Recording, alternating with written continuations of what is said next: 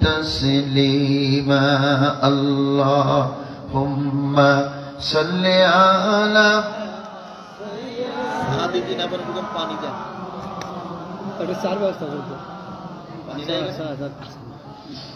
وعلى آل سيدنا مولانا محمد اللهم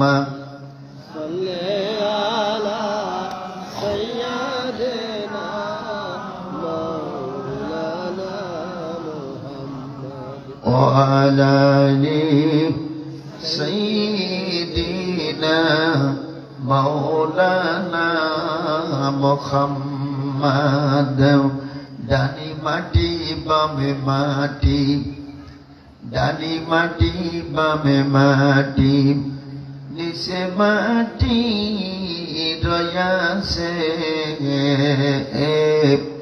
উপরের দিকে চেয়ে দেখবা ও মন পাখি রে উপরের দিকে চেয়ে দেখবা কারা যেন বাঁশের ছাউনি দিয়াছে আল্লাহুম্মা সাল্লি আলা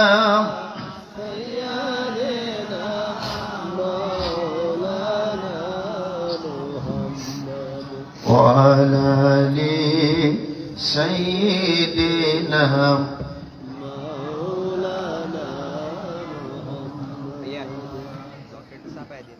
সম্মানিত ভাইরা, এটা যেহেতু গোরস্থানের উদ্যোগে মাহফিল, কি বলেন, গোরস্থানবাসী রুহের মাগফিরাত কামনায় মাহফিল, আমার মনে হয় এবার বাজারটা বন্ধ করে দিলে ভালো হয়।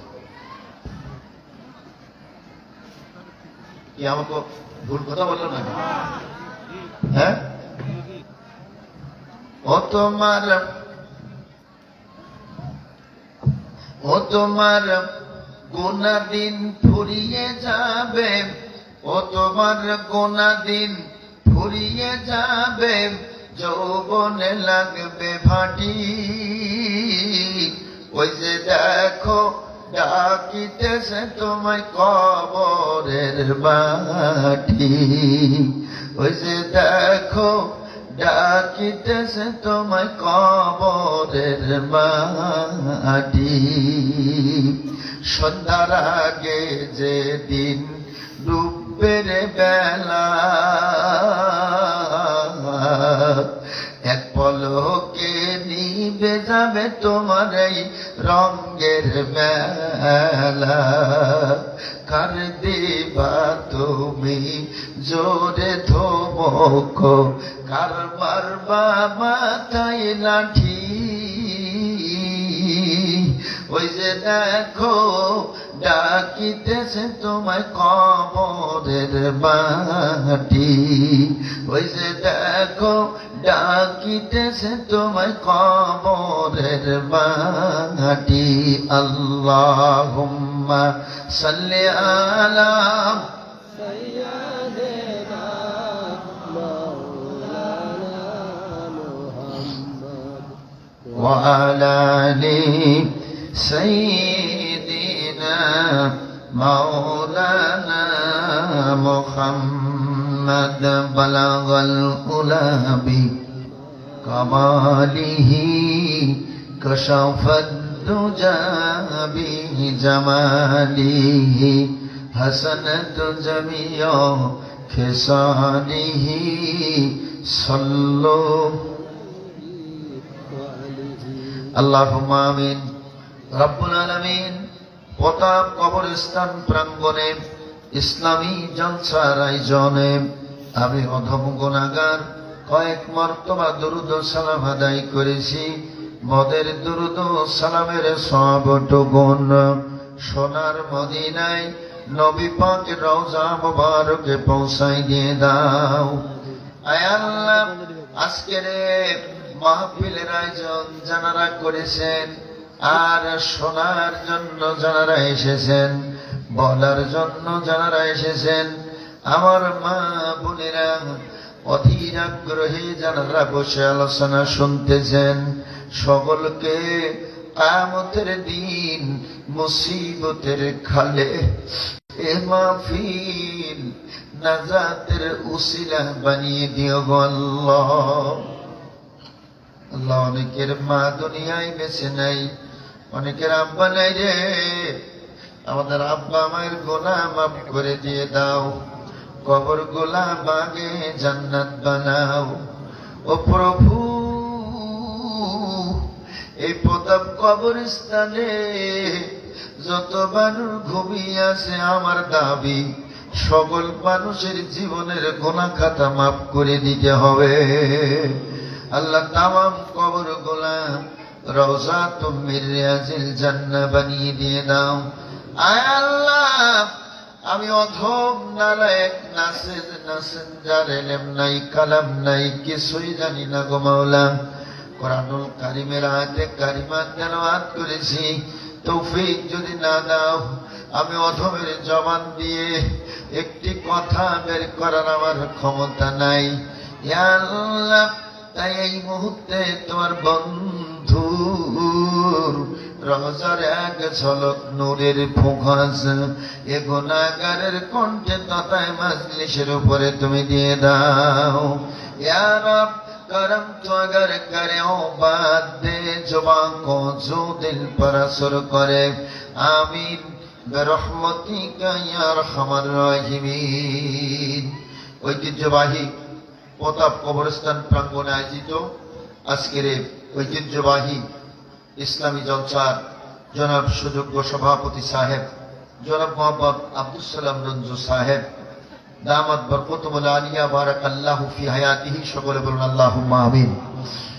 আজকের মাহফিলের অন্যতম আলোচক, দীর্ঘক্ষণ ধরে যিনি আপনাদের সামনে ওয়াজ এবং কালেকশন দুটোটাই করেছেন, এই আপনাদের কীর্তি সন্তান, এই প্রতাপের কীর্তি সন্তান, বিশিষ্ট আলেমে দ্বীন, মুফাসসিরে কোরআন, আমার অত্যন্ত মহব্বতের মানুষ, ইসলামী আন্দোলনের বীর সেফাউসার লড়াকু সৈনিক মাওলানা মোহাম্মদ আমিনুল ইসলাম বুলবুল সাহেব, আল্লাহ তাআলা তার কণ্ঠকে কোরআনের খেদমতে কবুল করুন। জোরে বলি আমিন, আরো জোরে বলি আমিন। আলোচনা পেশ করেছেন বিশিষ্ট আলেমে দ্বীন জনাব মাওলানা আব্দুল হান্নান জিহাদি সাহেব সহ অন্যান্য ওলামায়ে কেরাম, ফুজালা ইজাম, আইম্মায়ে মাসাজিদ, হুফাজুল কোরআন, মুসল্লিয়ান ইকরাম, মুরব্বিয়ান ইকরাম, যুবক ভাইরা, স্নেহের কচিকাছাড়া, আমার প্রাণ প্রিয় অবলা সরলা মা ও বোনেরা, সকলকে জানাই আন্তরিক মোবারকবাদ সালাম। আসসালামু আলাইকুম ওয়া রাহমাতুল্লাহি ওয়া বারাকাতুহু। আল্লাহ সুবহানাহু ওয়া তাআলা দরবারে প্রাণ খুলে শুকরিয়া আদায় করি যে আল্লাহ তাআলা এখানে আসার, বসার, কিছু কথা বলার, শোনার তৌফিক দিচ্ছেন বা এখনো দিবেন, সেজন্য প্রাণ খুলে রবের শুকরিয়া আদায় করি। জোরে বলি আলহামদুলিল্লাহ, আর জোরে বলি আলহামদুলিল্লাহ।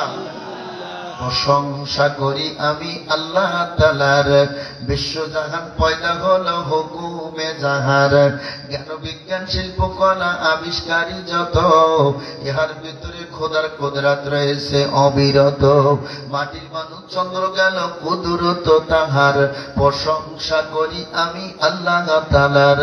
নবমণ্ডল ভূমণ্ডল করিয়াছেন সৃজন, মাটির মানুষকে দিলেন আল্লাহ সবার উপর পজিশন, সুখাদ্য দিলেন আরো করিতে আর, প্রশংসা করি আমি মাবুদ আল্লাহ তাআলার। কেউ জবান বন্ধ রাখবে না, দেহের সমস্ত শক্তিকে উজাড় করে আকাশ চুম্বি একটা আওয়াজ দিয়ে ডান হাত কানা উঁচা করে চিৎকার দিয়ে জোরে সরে বলবো আলহামদুলিল্লাহ।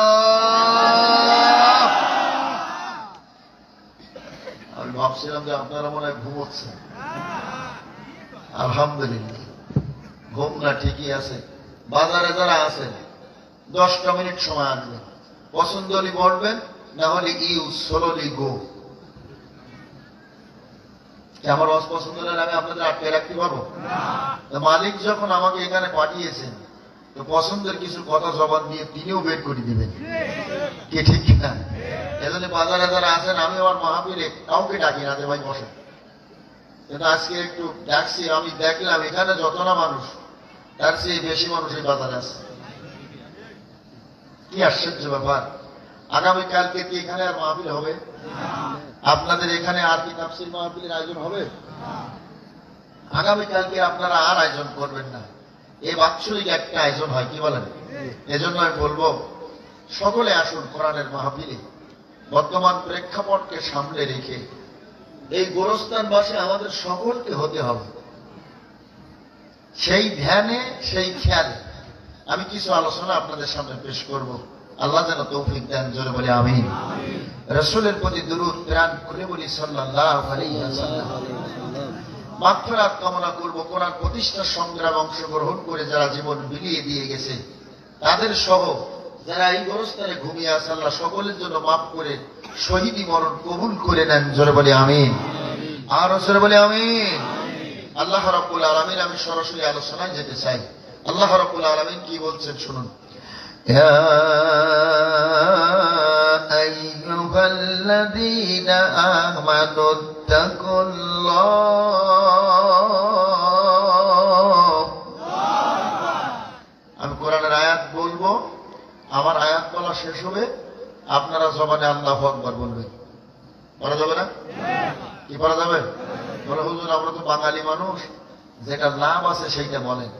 জবানে যদি আপনি আল্লাহু আকবার বলেন, দুইটা লাভে আপনি উপকৃত হতে পারবেন, দুইটা উপকারে আপনি উপকৃত হতে পারবেন। আল্লাহর নবী বলেছেন, আল্লাহর কোরআনের আয়াত শুনে জবানে যারা আল্লাহু আকবার বলবে, আমার আল্লাহ তাআলা এক নাম্বার উপকার হলো ওই দেহের ভিতরে বড় কোন রোগ দিয়ে পরীক্ষা নিবে না। রোগ যদি হয়েই যায় ওই রোগ চিকিৎসার ব্যবস্থা করে দিবেন। আর জোরে বলুন সুবহানাল্লাহ। তাহলে আল্লাহু আকবার জবানে বলবেন, আপনার দেহের ভিতরে বড় কোন রোগ আল্লাহ তাআলা দিবেন না।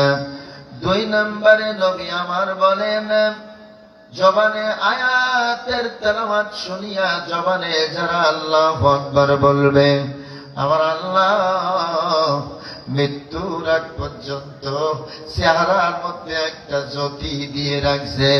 এই মৃত্যুর আগ পর্যন্ত চেহারার জ্যোতি নষ্ট হবে না, হবে না, হবে না। ওয়াজ মনে থাকবে তো? বহু বক্তা ওয়াজ করেছেন, আমার আমিরুল ইসলাম বুলবুল ভাই আমার কাছে বলেছেন, কিন্তু আজকের আমার আজকেরা একটু মনে রেখে আমল করার চেষ্টা করবেন। জবানে আল্লাহু আকবার বলবেন, আল্লাহ দেহের মধ্যে অ্যান্টিবডি তৈরি করে দিবেন। অ্যান্টিবায়োটিক ওষুধ খাইলে যেমন কাজ হয়, জবানে আল্লাহু আকবার বলবেন, এর ভিতরে যত পাঁচপাতি আছে এগুলো ওয়াইরিং এর কাজ চলতে থাকে। জোরে বলুন আল্লাহু আকবার।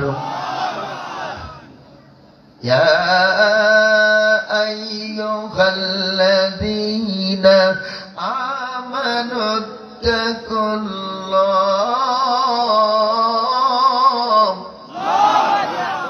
ওয়াল তানজুর নাফসুম মা قدمت لغد واتقوا الله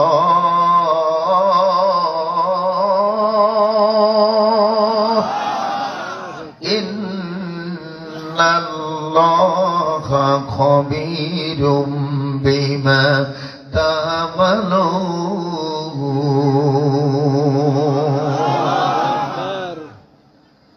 সূরাতুল হাশর, এর নাম কি?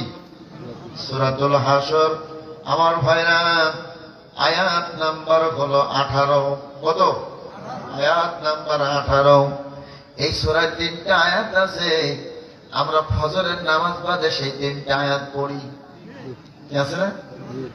হুয়াল্লাহুল্লাযী লা ইলাহা ইল্লাহু আলিমুল গায়বি ওয়াশ শাহাদাতি হুয়ার রহমানুর রহিম। বুঝতে আছে না সবার?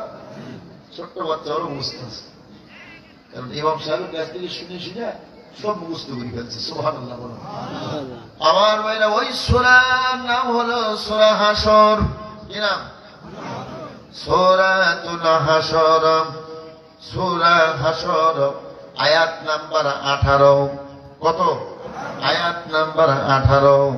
আবার আল্লাহ রাব্বুল আলামিন ডাক দিয়ে বলেন, ও হে তোমরা যারা ঈমানদার, আমি আল্লাহ তাদেরকে ডাক দিয়ে বলছি। সুবহানাল্লাহ বলুন। ও হে তোমরা যারা ঈমানদার, আমি আল্লাহ তাদেরকে ডাক দিয়ে বলছি, আমানুত্তাকুল্লাহ, তোমরা আল্লাহকে ভয় করো, আল্লাহকে ভয় করো, আল্লাহকে ভয় করো। অন্য আয়াতে আল্লাহ তাআলা বলেছেন, ইয়া আইয়ুহাল্লাযীনা আমানুত্তাকুল্লাহা হাক্কা তুকাতিহি ওয়া লা তামুতুন্না ইল্লা ওয়া আনতুম মুসলিমুন।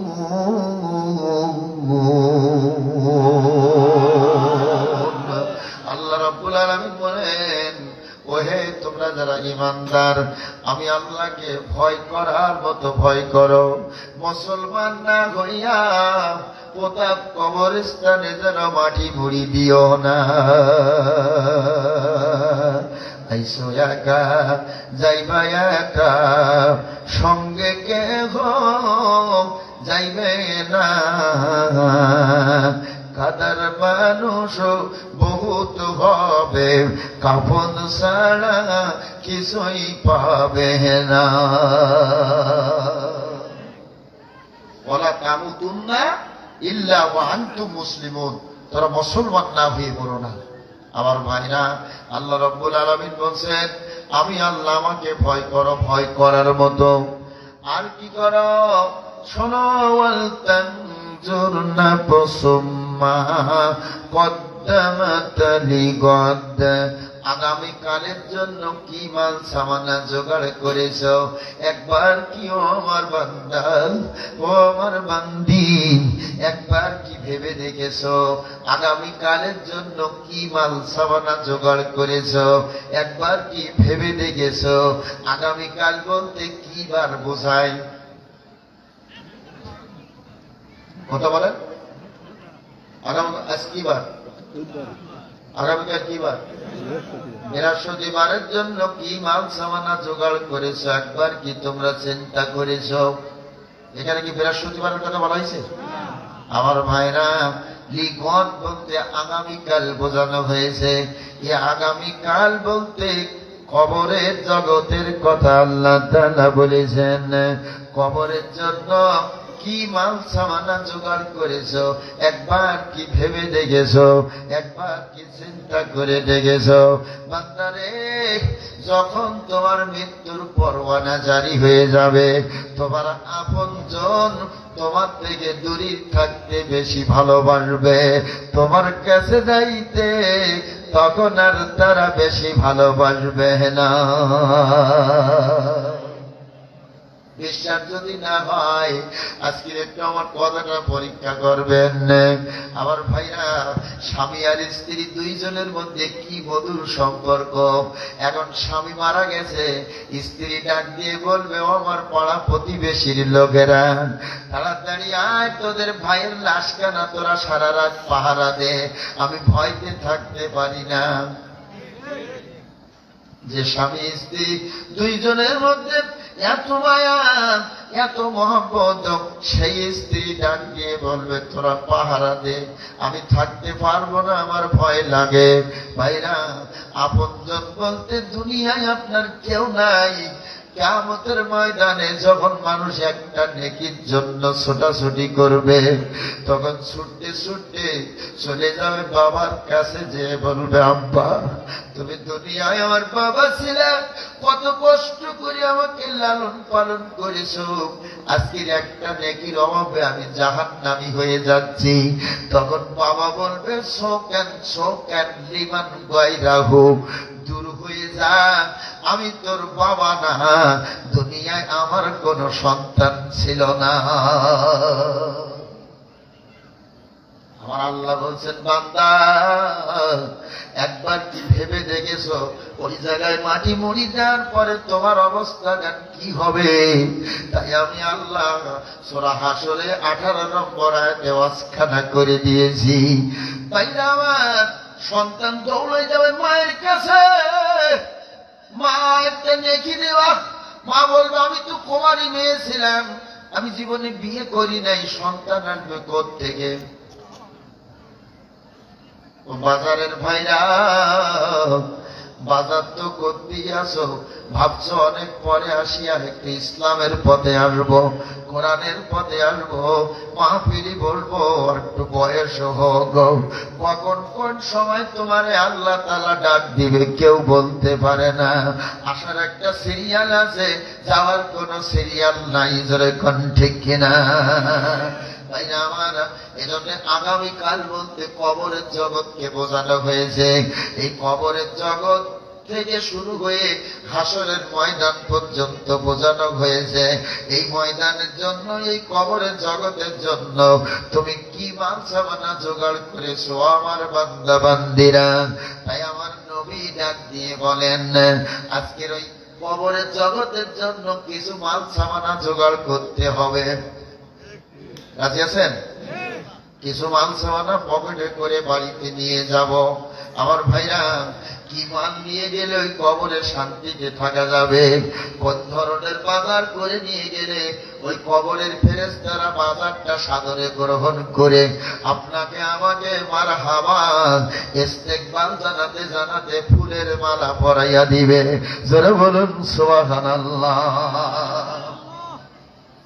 আমি হাদিস তেলাওয়াত করেছি, আল্লাহর নবীর প্রিয় সাহাবী হযরত আবু হুরায়রা। নাম কি? আবু হুরায়রা রাদিয়াল্লাহু তাআলা হইতে বর্ণিত। আবু হুরায়রা আসল নাম ছিল আব্দুর রহমান। কি নাম? আব্দুর রহমান। জামার এই যে হাতা দেখছেন না, হাতা, এই জামার এই হাতা, জামার হাতার ভিতরে ছোট্ট একটা বেড়ালের বাচ্চা হাতার ভিতরে ঢুকাইয়া আবু হুরায়রা রাসূলের সামনে বসা আছেন। আল্লাহর নবী কথা বলতেছেন, তাকায়া থাকে জামার আস্তিনের ভিতরে আবু হুরায়রার ছোট্ট বেড়ালের বাচ্চা বসে আছে। আর জোরে আল্লাহর নবী বলেন, ইয়া আবা হুরায়রা, হে বিড়াল ছানার পিতা। সুবহানাল্লাহ। বিড়ালের বাচ্চার আব্বা। সুবহানাল্লাহ। হযরত আবু হুরায়রা বলেন, নামটা বড় আমার পছন্দ হয়েছে। আল্লাহর নবীর জবান ও মুখ নিঃসৃত শব্দটা আমার বড় পছন্দ হয়েছে। তাই আমার আব্দুর রহমান নামে পরিচিত না হইয়া আবু হুরায়রা নামে আমি সারা মক্কা মদিনায় পৃথিবীতে পরিচয় হয়ে গেছি। আবু হুরায়রা রাদিয়াল্লাহু তাআলা হইতে বর্ণিত। মায়েরা রে, ও মা, মনোযোগ দিয়ে শুনবা। বাজারে যদি আসতে মন না চায়, ওখানে দাঁড়াইয়া দাঁড়াইয়া আমার হাদিস কেন শুনবা? রাসূলুল্লাহ বলেন, সাবাহাতুন ইযিল্লুহুমুল্লাহু ফি জিল্লিহি ইয়াওমা লা জিল্লা ইল্লা জিল্লুহু। কিয়ামতের দিন, আগামীকাল কিয়ামতের দিন, মুসিবতের কালে যেদিন মানুষ একটু পানির জন্য চিৎকার দিতে থাকবে, মানুষের জিহ্বাগুলো পানি পিপাসায় নাভি স্থান পর্যন্ত ঝুইলা আসবে, পানি পানি করিয়া হাহাকার কিয়ামতের ময়দানে পড়বে। আমার আল্লাহ ডাক দিবে, সূর্য, পৃথিবীর দিকে যেই দিকটা তুমি রৌদ্র দিতে ওই দিকটা আজকের ঘুরাইয়া দাও। সূর্যের অপর দিকে এরকম 12টা সূর্য আছে। যেরকম কয়টা? এরকম সূর্য 12টা সূর্য আছে অপর দিকে। একটা সূর্য রৌদ্র দিলে আমরা টিকতে পারি না, থাকতে পারি না। আরবে 44 ডিগ্রি 46 ডিগ্রি পর্যন্ত তাপমাত্রা দেখা গেছে। ধরে কোন ঠিক কিনা? ভাইরা আমার, এই সূর্য উল্টে যাবে, 12টা সূর্য রৌদ্র দিকে থাকবে, মানুষের মাথার মগজগুলো ফেটে টস টস করে জমিনের উপরে পড়বে। আমার নবী ডাক দিয়ে বলেন, আবু হুরায়রা বর্ণনা করেছেন, ওই কঠিন দিনে, কিয়ামতের দিনে আপনাদের ভিতরে কিন্তু একটা প্রশ্ন এই মুহূর্তে জাগ্রত হয়েছে যে ওই কঠিন ময়দানে মুমিনরা থাকবে কেমন করে। এই প্রশ্ন আসছে না যে কঠিন ময়দানে মুমিনরা থাকবে কেমন করে। প্রথমে একটু গলা সরাই নিতে থাকা লাগবে না। কঠিন ময়দানে রৌদ্র দিবে, কিন্তু মুমিন থাকবে কি করে। আমি এই দৃষ্টান্তটা এইভাবে দিয়ে আমার নিজের থেকে দিচ্ছি। ভাইরা আমার, এখন কোন মাস চলে বাংলা একটু নামটা বলেন তো। অগ্রহায়ণ মাস, এরপরে কোন মাস? পৌষ মাস। এই পৌষ মাসের কড়া শীতে চাদর যত গায়ে দিবেন তত টেস্ট লাগবে কিনা, কম্বলটা যত গায়ে দিবেন তত মজা পাইবেন কিনা। নবী বলেন, কিয়ামতের দিন সূর্য যত বেশি রৌদ্র দিবে মুমিনরা তত আরাম পাবে। চৈত্র মাস বৈশাখ মাসের দিন যদি একটা বড় চাদর, একটা লেপ গায়ে দিয়ে, একটা কম্বল গায়ে দিয়ে আপনারা বলা হয় এই রাতের বেলায় ঘরে থাকেন, জানালার দরজা বন্ধ করিয়া, সকালবেলা লাশ পাওয়া যাবে কিনা? হ্যাঁ, কঠিন ময়দানে কাফের যারা হবে, মুশরিক যারা হবে, মুনাফিক যারা হবে, ইসলামী আন্দোলনের বিরোধিতা করেছে যারা, তারা ওই কঠিন ময়দানে আমার ভাইরা এরকম কষ্টের ভিতরে থাকবে।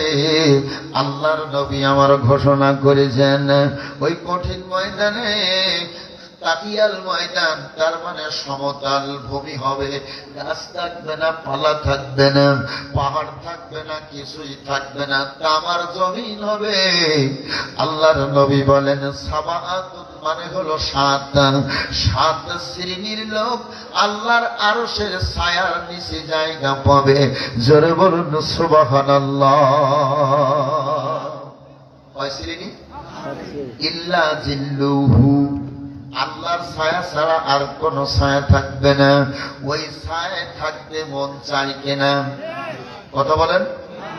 কথা যা ভাব বুঝতেছি তা সবার তো মন চায় না। চায়? একটা হাত দেখেন কার কাছে চায় না।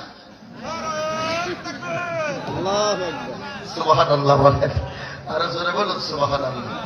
আমি গভীর রাত্রে যখন দেখ তখন একটু উল্টো পাল্টাও কথা বলা লাগে, নইলে শ্রোতা যদি ঘুমায় তো করবো কি করিয়া। কি কথা বোঝেন নাকি? কষ্ট পাচ্ছেন নাকি? ভাইরা আমার, কাউকে কষ্ট দেওয়ার জন্য আসি নাই, কথাগুলো বলতেছি মালিকের অর্ডার না হলে এখানে আসতে পারি নাই। আর ওই মালিকের অর্ডার না থাকলে কথাও বলার আমার কোন শক্তি ছিল না। জোরে কোন ঠিক কিনা? ভাইরা আমার, কিয়ামতের দিন 7 শ্রেণীর লোক ওই কঠিন ময়দানে আল্লাহর আরশের নিচে ছায়ায় জায়গা পাবে। একটু মনটা থাকতে চাই কিনা? এবার হাত দেখান তো কার কার চাই, দুটো হাত দেখান। আল্লাহ গো, এ হাতগুলা মায়েরা হাতোসা করেন, বোনেরা হাতোসা করেন। আল্লাহ হাতগুলা, আমি অদম গুনাহগার মুসাফির, আল্লাহ এ হাতগুলা কিয়ামতের দিন মুসিবতের কালে আল্লাহ আরশের নিচে তুমি একটু ছায়ায় জায়গা করে দেবা। জোরে বলুন আল্লাহুম্মা আমিন। আমার ভাইরা, আমি বেশি বিস্তারিত ব্যাখ্যা দেব না, সংক্ষেপে বলবো। 1 নম্বরে কারা জায়গা পাবে শোনেন। আমার আল্লাহর নবী বলেছেন, ইমামুন আদিলুন। জোরে বলুন সুবহানাল্লাহ। 1 নম্বরে কি? ইমামুন আদিলুন। ন্যায় বিচারক বাদশা যারা হবে, ন্যায় বিচারক প্রেসিডেন্ট যারা হবে, ন্যায় বিচারক প্রধানমন্ত্রী যারা হবে, ন্যায় বিচারক এমপি যারা হবে, ন্যায় বিচারক ডিসি মহোদয় যারা হবে, ন্যায় বিচারক ইউনো যারা হবেন, ন্যায় বিচারক উপজেলা চেয়ারম্যান, ইউনিয়নের চেয়ারম্যান, ন্যায় বিচারক এই ওয়ার্ডের লেডিস মেম্বার যিনি হবেন, আছে না? 3 ওয়ার্ড মিলিয়ে একজন লেডিস মেম্বার। আছে কিনা? ন্যায় বিচারক মেম্বার যিনি হবেন, তিনি কিয়ামতের দিন মুসিবতের কালে আল্লাহর আরশের ছায়ার নিচে জায়গা পেয়ে যাবেন। জোরে বলুন সুবহানাল্লাহ। ন্যায় বিচারক প্রতাপ দাখিল মাদ্রাসার সুপার যিনি হবেন, প্রতাপ এখানে মাধ্যমিক বিদ্যালয় আছে, এই মাধ্যমিক বিদ্যালয়ের প্রধান শিক্ষক যিনি, তিনি ছায়া পাবেন। তারপরে এখানে বালিকা বিদ্যালয় আছেন যিনি প্রধান শিক্ষক, এই কলেজ আছে যিনি প্রিন্সিপাল, প্রাইমারি আছে যিনি হেডমাস্টার, সকলেই যদি ন্যায় বিচার করেন তাহলে কিয়ামতের দিন মুসিবতের কালে ওই আল্লাহর আরশের ছায়ার নিচে জায়গা পেয়ে যাবেন। জোরে বলুন সুবহানাল্লাহ। এই পৃথিবীতে সবচাইতে দীর্ঘ সময় ধরে ন্যায় বিচারের সাথে দায়িত্ব পালন করেছিলেন যিনি, তিনি অন্য কেউ না, 10.5 বছর অর্ধ পৃথিবীর প্রেসিডেন্ট ছিলেন আমিরুল মুমিনিন খলিফাতুল মুসলিমিন হযরত ওমর রাদিয়াল্লাহু তাআলা আনহু। জোরে জোরে বলুন সুবহানাল্লাহ। ভাইরা, এখানে আসার পরে আমার ভাইজান বড় দাবি করেছেন আমার কাছে, হুজুর প্রতাপ গোরস্থানের উদ্যোগে মাহফিলটা দিচ্ছি, ওই সম্পর্কে একটু ওয়াজ করবেন। আমি ঠিক সেই সম্পর্কে কোরআনের আয়াত এবং হাদিসে এনেছি। এখন আপনাদের এর থেকে কিছু মানসামানা নিয়ে বাড়িতে যেতে হবে। কি মানসামানা এক এক করে দেব বুঝতে পারবেন না।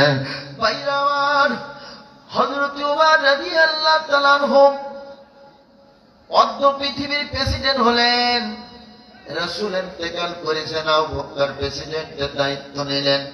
আবু বকর ইন্তেকাল করলেন, হযরত ওমর রাদিয়াল্লাহু তাআলা আনহু প্রেসিডেন্টের দায়িত্ব হাতে নিলেন।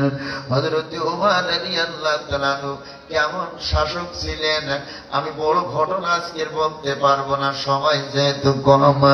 হযরত ওমর এরকম রুটি আর হালুয়া সামনে নিয়ে রুটিতে হালুয়াটা কেবল লাগিয়েছেন, পিছন দিক থেকে স্ত্রী উম্মে কুলসুম ডাক দিয়েছে, ওগো স্বামী, প্রেসিডেন্ট হইয়া সকালে রুটি আর হালুয়া খাইতেছেন, আপনার জেলখানায় একজন কয়েদি আছে, ওই জেলখানার কয়েদি খেয়েছে কিনা আপনি কি খবর নিয়েছেন? আপনি যদি জেলখানার কয়েদির আগে প্রেসিডেন্ট হয়ে আপনি সকালের নাস্তাটা করেন, কিয়ামতের দিন আপনি ন্যায় বিচারক বাচ্চা হিসাবে আসমানের ছায়ার নিচে জায়গা পাবেন না।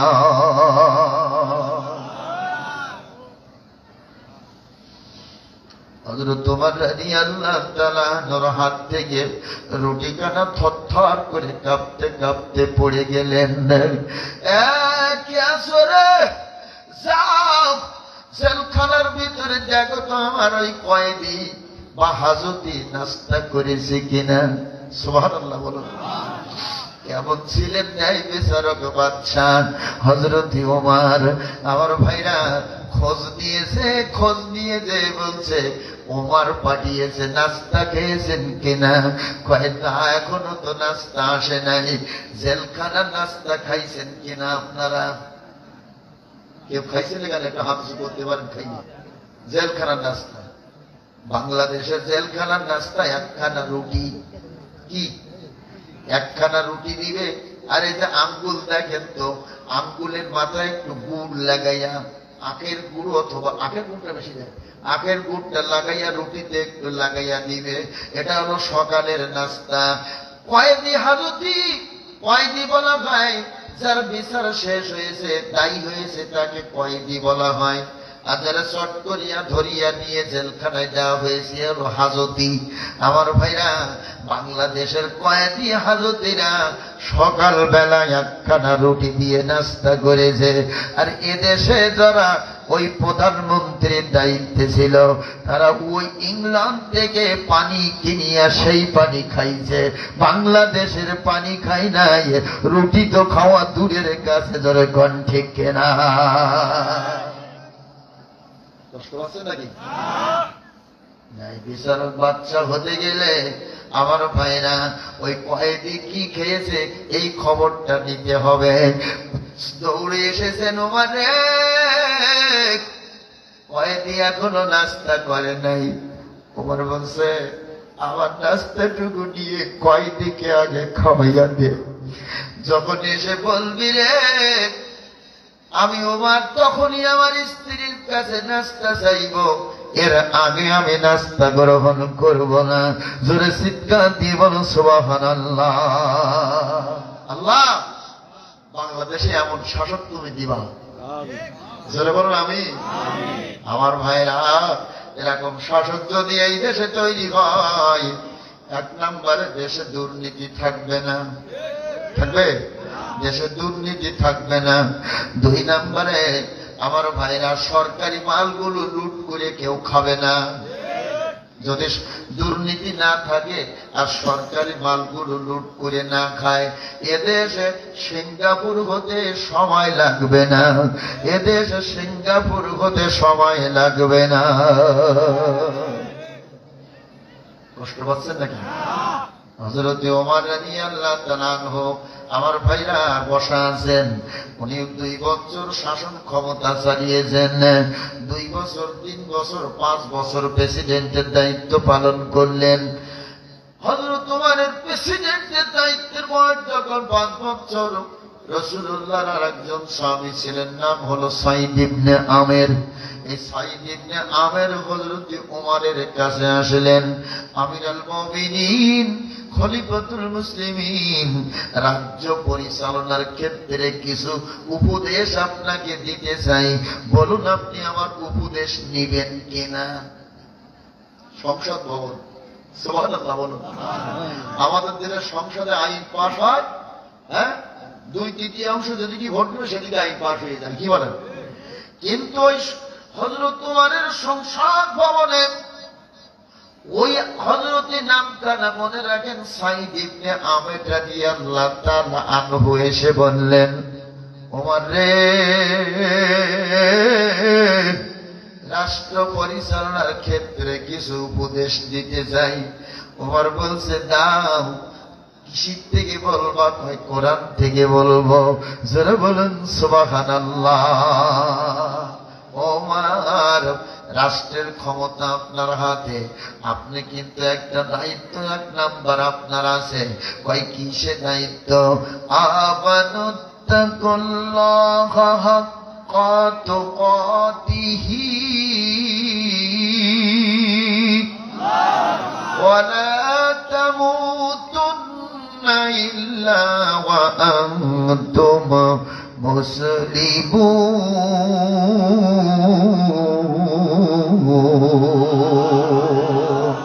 এরকম 100 আয়াত দিয়ে দিয়ে হযরত সাইদ ইবনে আমের হযরত ওমরকে উপদেশ দিলেন।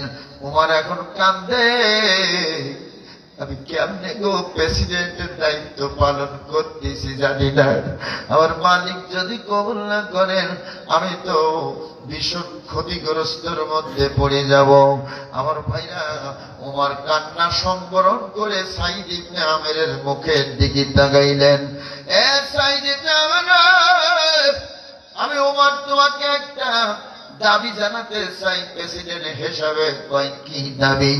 কয় আমার এই তামাম অর্ধ পৃথিবীর প্রেসিডেন্ট আমি। আমার এই দেশের ভিতরে বিভিন্ন প্রদেশে ভাগ ভাগ আছে। আমাদের বাংলাদেশে যেমন জেলা ভাগ আছে, আছে না? এটা কোন জেলা? নিজ জেলার নাম তাও আসতে বললেন। সিরাজগঞ্জ জেলা। আমার ভাইরা কোন উপজেলা? উল্লাপাড়া উপজেলা। এখানে যেমন জেলা ভাগ, উপজেলা ভাগ।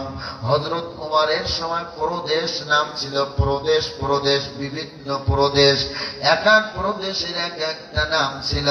হযরত ওমর বলছে, সাইদ ইবনে আমের, একটা প্রদেশ আছে, ওই প্রদেশটার নাম হলো হিমস প্রদেশ। কি নাম? হিমস প্রদেশে। ওই হিমস প্রদেশের গভর্নর বানাইয়া আমি তোমাকে পাঠাতে চাই।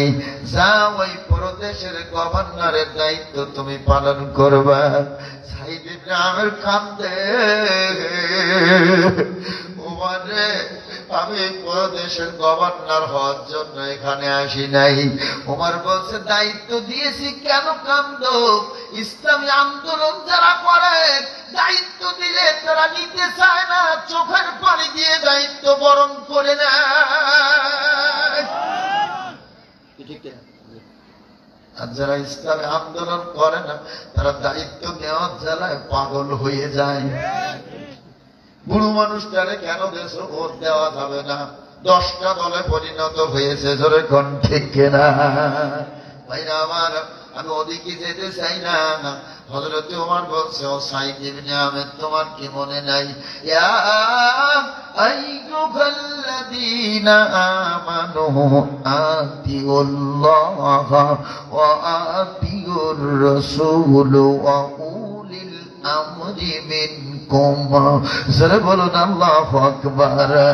ওহে তোমরা যারা ঈমানদার, আমি আল্লাহ তাদেরকে ডাক দিয়ে বলছি তোমরা আল্লাহর আনুগত্য করো। আতিউল্লাহ ওয়া আতিউর রাসূল, রাসূলের আনুগত্য করো। ও উলিল আমরি মিনকুম, তোমাদের মধ্যে যিনি নেতা থাকবেন নেতার আনুগত্য করবেন। আমার আমিনুল ভাই ইসলামী আন্দোলনের এই ইউনিয়নের সভাপতি। আমার ভাইরা, আল্লাহ বলছেন উলিল আমরি মিনকুম, তোমাদের এই ইউনিয়নে যিনি সভাপতি থাকবেন তার আনুগত্য তোমরা করবে। এই হুকুমটা হলো আল্লাহ পাকের, দুনিয়ার কোন মানুষের নয়। জোরে বলুন সুবহানাল্লাহ। আমার কথা কি বোঝাতে পারছি আপনাদের? ভাইরা আমার, হযরত ওমর বললেন, সাইদ ইবনে আমের, বলো তুমি কি নেতার আনুগত্য করতে চাও না? কয় 100%। কয় তা যদি হয় তাহলে তুমি তাড়াতাড়ি চলে যাও। সাইদ ইবনে আমের স্ত্রীকে সঙ্গে করে লইয়া হিমস প্রদেশে চলে গেলেন। 1 বছর ওই প্রদেশের গভর্নরের দায়িত্ব পালন করেছেন। ও ও উল্লাপাড়া উপজেলার ভাইরা মায়েরা, খুব মনোযোগ দিয়ে শুনবেন। 1 বছর হলো দায়িত্ব পালন করেছেন। ওই হিমস প্রদেশ থেকে 12 সদস্যের একটা দল হযরত ওমরের কাছে গেছেন। আমির আল মুমিনিন, খলিফাতুল মুসলিমিন। ওমর বলছে, তোমরা কোন জায়গা থেকে এসেছো? কয় আমরা হিমস প্রদেশ থেকে এসেছি। 12 সদস্য বিশিষ্ট দলের দলপতি, তোমাদের ওই প্রদেশের গভর্নরের নামটা কি? কয় নাম হলো সাইদ ইবনে আমের। কয় তিনি ভালো আছে কিনা? কয় আলহামদুলিল্লাহি রাব্বিল আলামিন। হযরত ওমর বলছে, এসে যখন গেছো তখন একটা কাজ করো, তোমার ওই প্রদেশের গরিব মানুষের নামের একটা তালিকা আমার কাছে লিখে দাও। আমি তোমাদের মাধ্যমে কিছু মাল সামানা তাদের ওই উদ্দেশ্যে পাঠিয়ে দেব। জোরে বলুন সুবহানাল্লাহ। আমার ভাইরা, 12 সদস্য বিশিষ্ট দলের দলপতি নাম লিখলেন 1 পৃষ্ঠায় 30 জনের নাম। অরিজিনাল যারা গরিব মানুষ তাদের নামখানা লিখেছেন। আর আমাদের দেশে যে দলের মেম্বার সেই দলের লোকের নামে বিধবা বয়স্ক ভাতা হবে, ভিজিএফ কার্ড হবে। দল করো নাই, তোমার নামে কার্ড হবে না। এরকম মেম্বার মনে এদিকে নেই, এদিকে আছে।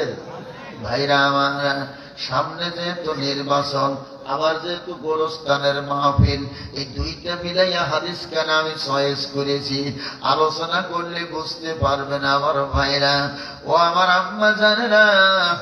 1 পৃষ্ঠায় গরিব মানুষের নাম লিখলেন 30টা, 2য় পৃষ্ঠায় লিখলেন 30টা, 3য় পৃষ্ঠায় 30, 4র্থ পৃষ্ঠায় 30, 4 30 হয় 120। কত? 120, 120।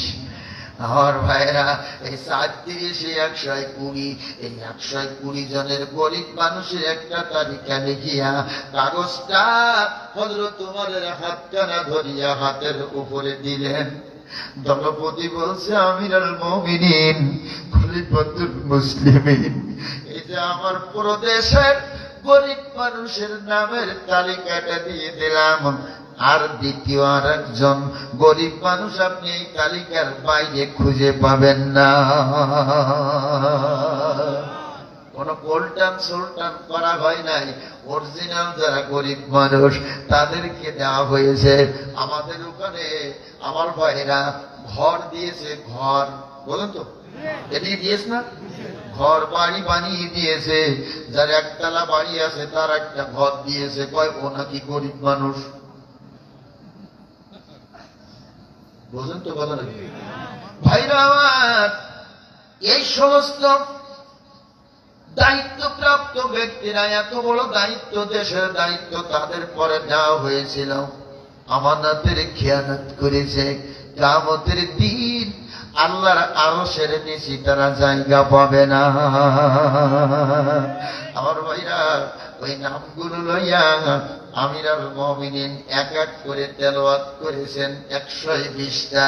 এক নম্বরে আইছেন, এক নম্বরে আসিয়া দলপতির দিকে তাকাইছেন, এ দলপতি রে সত্যি করে বলবা, যেন মিথ্যা কথা বলিও না। এক নম্বরে একটা নাম দেখতেছি, নামটা সাইদ ইবনে আমের লেখা। তোমাদের ওই প্রদেশের গভর্নরের নাম তো সাইদ ইবনে আমের, না অন্য কোন সাইদ ইবনে আমের নাম লিখেছ? এইটা আমি একটু জানতে চাই। দরপতি খান্দে, দুই চোখের পানি সাইরা দিয়ে আমিরুল মুমিনিন খলিফাতুল মুসলিমিন হযরত ওমর, ওই প্রদেশের যে গভর্নর আপনি পাঠিয়েছেন, ওই গভর্নরের চাইতে গরিব মানুষ আমাদের পুরো দেশে দ্বিতীয় আর একটা নাই।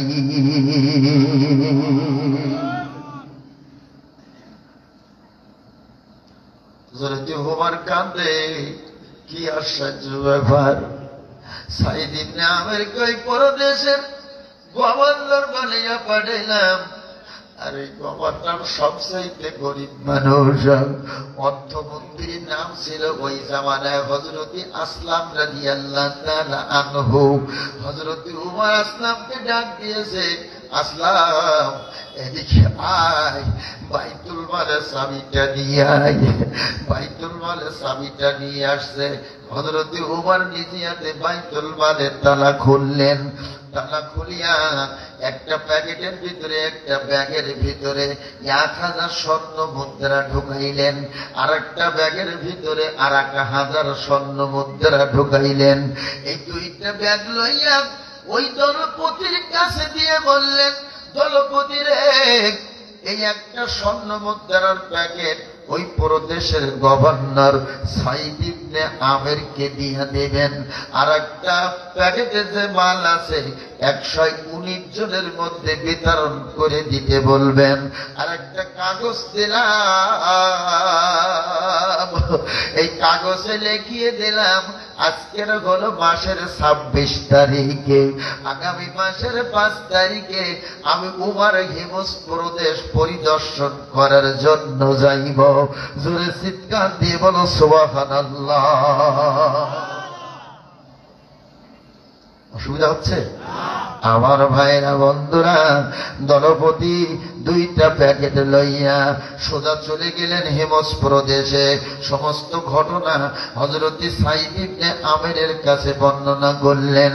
সাইদ ইবনে আমেরের হাতে দুইটা প্যাকেট উঠাইয়া দিলেন, একটা প্যাকেট গরিব মানুষের মাঝে বিতরণ করে দিলেন, আর একটা প্যাকেট স্বর্ণ মুদ্রা লইয়া সন্ধ্যার আগমনে, উনি ছিলেন যেহেতু ওই প্রদেশের গভর্নর, ওই প্রদেশে যেই কেন্দ্রীয় মসজিদ ছিল, ওই কেন্দ্রীয় মসজিদের পাশে বাসায় হযরত সাইদ ইবনে আমের থাকতেন।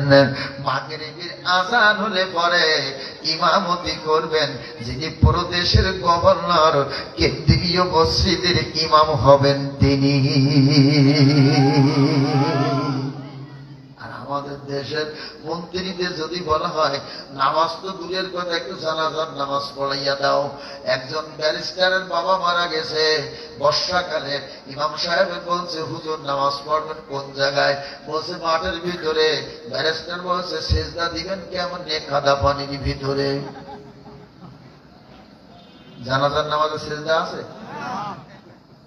ভাইরা আমার, বন্ধুরা আমার, জানাজার নামাজে সিজদা নাই, ব্যারিস্টারি পাশ করেছে জানে না। ও ভাইরা, যিনি দেশের প্রধানমন্ত্রী হবেন, বাইতুল মুকাররমের খতিব তিনি হবেন। আইন কার? জোরবান কার?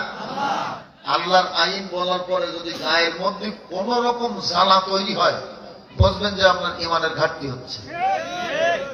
কোন রকমে যদি ইস্পিস তৈরি হয়, তাহলে বুঝবেন যে আপনার ইমানের ঘাটতি হচ্ছে।